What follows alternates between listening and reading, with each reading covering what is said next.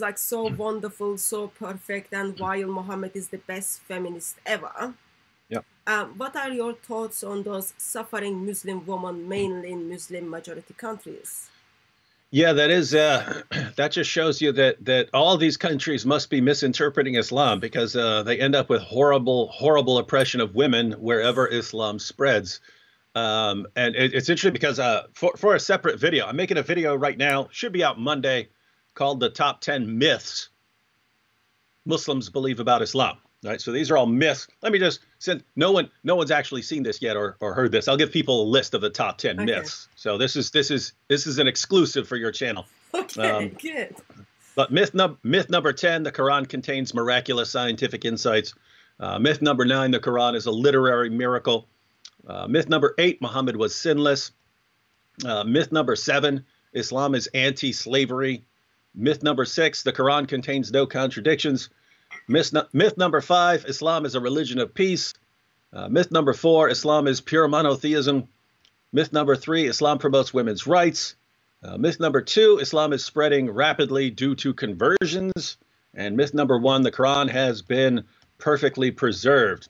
And so going down that list, but on the issue of women's rights, so I was basically trying to get the latest info on this issue. But there are various global research organizations and organizations that are studying women's rights and what's called the gender gap in various countries. So the gender gap, we're a little bit familiar with it in the West when they talk about a wage gap, right? When they talk about here's how much men make and here's how much women make. And so it's a big issue for feminists that men on average make more than women on average.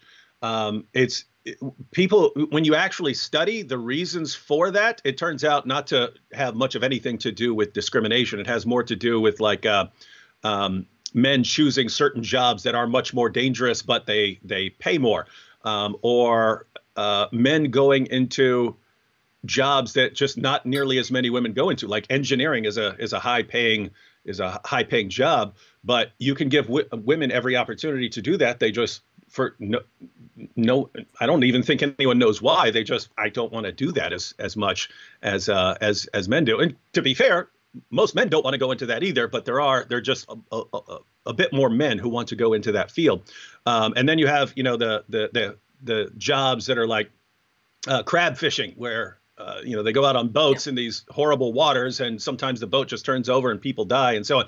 So basically, you factor that in, and you factor in a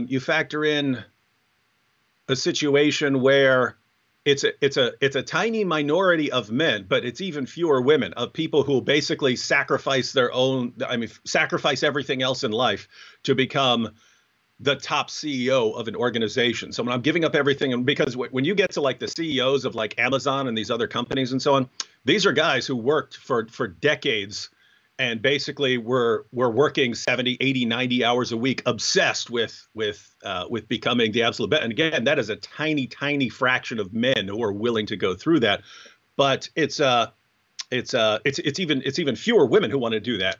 So basically, once you factor in everything, the difference, the wage gap that you have in the U.S. isn't based on discrimination. It's mostly based on choices and so on.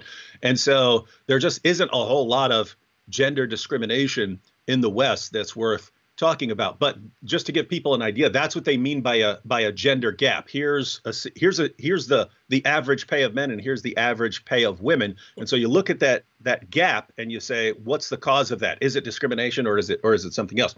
Well, there are organizations that study things like that around the world. And so they'll study the gender gap in education. What is the average level of education that is reached by men and the average level of education that is reached by women? They'll look at things like rights over their children, right? Like if a man and a woman have a disagreement over the child, or they get a divorce or something, what's the level of preference given to the man, and what's the level of preference in court given to the woman? They'll look at the average age when people are married. What's the average age that a man gets married, and what's the average age that a woman gets married? Yeah. And so they're looking at all these different factors to find what level of gap there is between the status and rights of men and the status and rights of women. and then they put this forward, and then the question is what accounts for this? Well, the World Economic Forum, they released their 2020 Global Gender Gap Index, which ranks countries based on the economic gap. So how much can a man make? How much can a woman make? The education gap, the health gap. So in terms of, access to healthcare and so on, what's the difference between men and women? Political gap. What role can men have in politics and what role can women have in politics?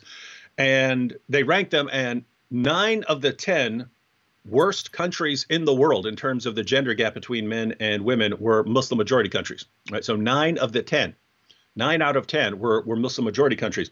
Then you had the Organization for Economic Cooperation and Development in their 2019 report on social institutions and gender index. This ranks countries based on the levels of discrimination. So not just a gender gap, but level of discrimination against women. How are women looked down upon? Yeah. So they did their ranking system based on levels of discrimination against women. And they found that 10 of the 12 worst countries in the world for women are Muslim majority countries.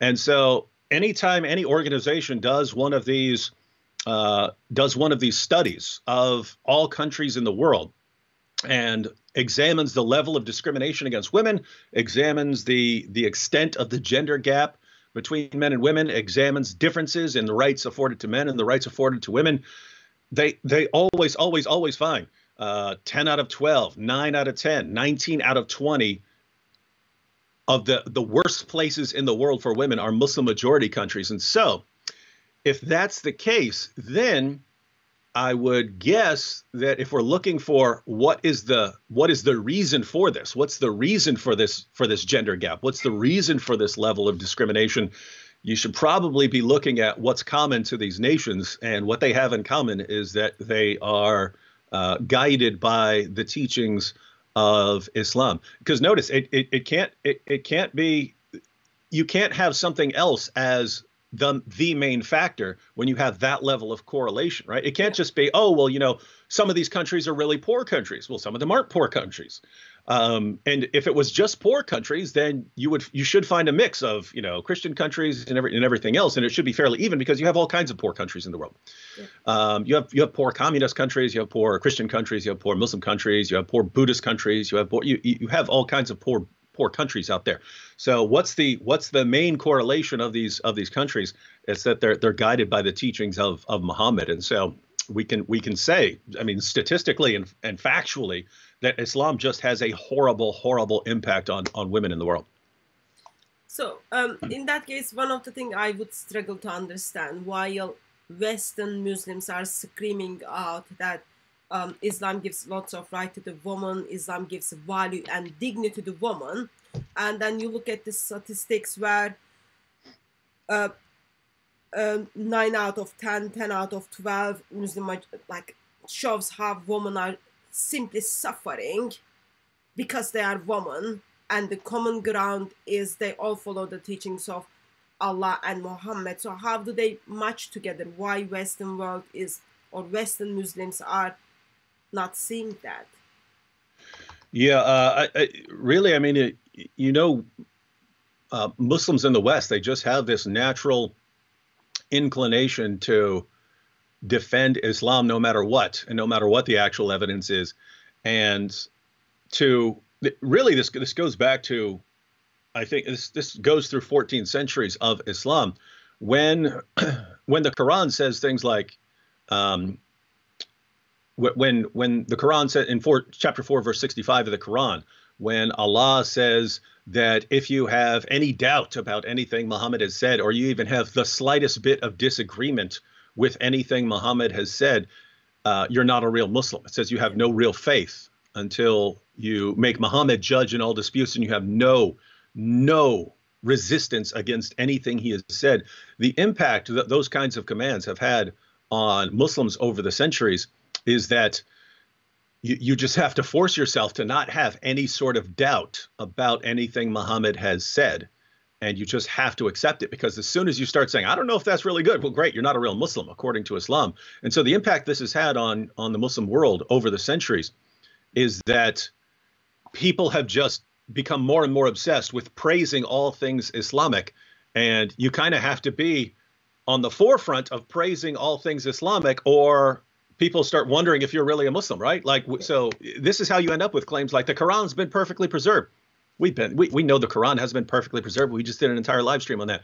The Quran has changed over and over and over again. Why do they say perfectly preserved right down to the letter? Well, there's just this obsession with exaggerating everything Islamic. And so they can't just say, you know, on balance, we find Muhammad a pretty good guy. They have to say the greatest man who ever lived, even though it's complete nonsense. I mean, if you made a list of the top 10 worst things a human being could do, Muhammad did like 6 or 7 of them. So what sense? I mean, any random person you see walking down the street is a better person than Muhammad. So what do you mean he's the greatest man who ever lived? It's not based on any evidence or reasons. It's just based on them becoming obsessed with praising all things Islamic. And so they carry that inclination to praise and glorify Islam and Muhammad wherever they go. And what happens is when they get to an area that has certain values, they assume, especially if Muslims are raised to believe in those same values, then even without reading their sources or ever seeing what Muhammad said, they'll view Muhammad as the champion of those values. So if they get to a place where peace and tolerance are valued, then Muhammad becomes the most peaceful, tolerant man in the world. And they'll just say that. If they get to an area that praises and values science, then Muhammad was, a master of science 14 centuries ahead of his time, and the Quran is filled with all these scientific miracles and so on. If they get to an area that values women's rights, then Muhammad, it's not just, he had this particular good impact on women or something like this. He's the greatest feminist who ever lived, right? So they have this natural inclination now to praise Muhammad for any good thing, even if it's completely false. But then they apply that to everything that a certain culture values, and they think that Muhammad is the champion of this. And so here in the West, we value women's rights and so on, and they just assume that Muhammad's on the same page. And if you read the sources, my goodness, he most certainly was not. And if you look around the world, you see the fruit of Islam, and it's really, really bad. Yeah, and a couple of years ago, maybe 5 or 6 years ago, there was a conference, and this Muslim lady who was a Christian before, but she was a journalist also. Mm-hmm. So she became a Muslim, and she's like publicly speaks about her faith and talks about how they need to do dawah, and she does lots of training.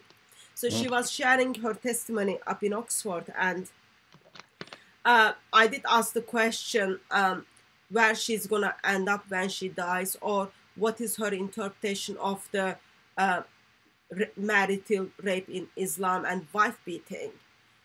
This is like journalist, so by definition, she's trained to ask questions. Mm-hmm. And she turned to me and the audience, and then she said, "Oh, I didn't get a chance to look into that." Mm-hmm. And she was like telling people why people need to become a Muslim. Wow. I thought that was very distressing. But if that's okay, I've got a couple of questions. I'll bring them to you.